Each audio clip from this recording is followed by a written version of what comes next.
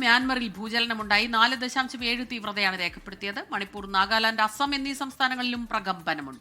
ഇന്ന് രാവിലെ 6:10 ഈ ഭൂചലനം മ്യാൻമറിൽ ഉണ്ടായത്. ഇന്ത്യൻ അതിർത്തിയോട് ചേർന്നാണ് ഭൂചലനം. മണിപ്പൂരിലെ ഉക്രൂലിൽ നിന്നും 27 കിലോമീറ്റർ മാത്രം അകലെയാണ് ഈ ഭൂചലനത്തിന്റെ പ്രഭവ കേന്ദ്രം.